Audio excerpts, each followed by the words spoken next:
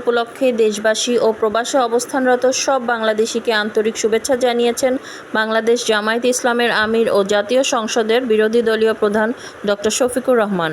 আজ বুধবার 18 ফেব্রুয়ারি সন্ধ্যায় 1447 হিজরি সনের পবিত্র রমজান মাসের চাঁদ দেখা যাওয়ার পর নিজের ভেরিফাইড ফেসবুক পেজে এক স্ট্যাটাসের মাধ্যমে তিনি এই শুভেচ্ছা বার্তা প্রদান করেন। দিনাজপুরের পার্বতীপুরে সরকারি নিষেধাজ্ঞা অমান্য করে দলীয় কার্যালয়ে সমাবেশ ও মিছিল করার অপরাধে স্থানীয় আওয়ামী লীগের 5 জন নেতাকর্মীকে গ্রেফতার করেছে পুলিশ। আজ বুধবার 18 ফেব্রুয়ারি দুপুরে তাদেরকে আটক করা হয়। দেশের আকাশে 1447 হিজরির পবিত্র রমজান মাসের চাঁদ দেখা গেছে। আগামীকাল বৃহস্পতিবার 19 ফেব্রুয়ারি থেকে রোজা পালন শুরু হবে। চাঁপাইনবাবগঞ্জের নাচলে পবিত্র রমজান উপলক্ষে দ্রব্যমূল্য স্থিতিশীল রাখার লক্ষ্যে আয়োজিত উপজেলা প্রশাসনের প্রস্তুতিমূলক সভা বয়কট করেছেন স্থানীয় রাজনৈতিক নেতৃবৃন্দ ও ব্যবসায়ী প্রতিনিধিরা। সভার নির্ধারিত সময় পেরিয়ে গেলেও উপজেলা নির্বাহী কর্মকর্তা ইউএনও ও সভার সভাপতি গোলাম রব্বানী সর্দার উপস্থিত না হওয়ায় ক্ষুব্ধ হয়ে তারা সভাকক্ষ ত্যাগ করেন।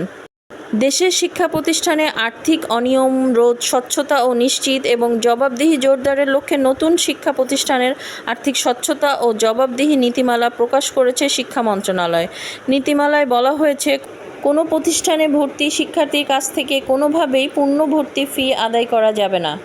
যুক্তরাষ্ট্রের সঙ্গে পারমাণবিক আলোচনা চলমান থাকলেও কড়া অবস্থান বজায় রেখেছে ইরানের সর্বোচ্চ নেতা আয়াতুল্লাহ আলী খামেনি। স্থানীয় সময় মঙ্গলবার 17 ফেব্রুয়ারি তিনি মার্কিন প্রেসিডেন্ট ডোনাল্ড ট্রাম্পের বক্তব্যের জবাবে বলেন, 1979 সালে ইসলামী বিপ্লবের পর থেকে যুক্তরাষ্ট্র ইরানের শাসন ব্যবস্থা পরিবর্তনের চেষ্টা করলেও ব্যর্থ হয়েছে, এবারও পারবে না। জেনেভায় অনুষ্ঠিত মঙ্গলবারের 17 ফেব্রুয়ারি বৈঠকে ইরান ও যুক্তরাষ্ট্র একটি বৃহত্তর চুক্তির ভিত্তি হিসেবে একগুচ্ছ নির্দেশনা নীতির প্রশ্নের একমত হয়েছে। এই দুই দেশের শীর্ষ নেতাদের পাল্টাপাল্টি সামরিক হুমকির মধ্যেই তেহরানের একজন কূটনৈতিক এই তথ্য জানিয়েছেন। ভারতের ছত্তিশগড়ের ধরদেই গ্রামে এক হৃদয় বিতরক ঘটনা ঘটেছে। একমাত্র সন্তানকে হারানোর দীর্ঘ 1 বছরের অসহ্য যন্ত্রণা সইতে না পেরে একই সঙ্গে আত্মহত্যার পথ বেছে নিয়েছেন বাবা-মা। নতুন সরকারের যুব ও ক্রীড়া মন্ত্রণালয়ের দায়িত্ব পেয়েছেন সাবেক ফুটবলার মোহাম্মদ আমিনুল হক। গত মঙ্গলবার ক্রীড়া প্রতিমন্ত্রী হিসেবে শপথ নিয়েছেন তিনি। নামিবিয়ার বিপক্ষে অনেকটা ডু অর ডাই ম্যাচ ছিল, হারলেই বিদায় নিতে হতো চলমান টি-20 বিশ্বকাপের গ্রুপ পর্ব থেকেই।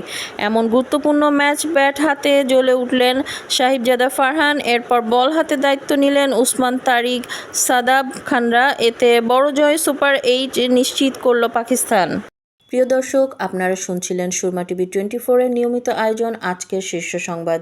উপস্থাপনায় ছিলাম আমি ফারহানা মুস্তারি।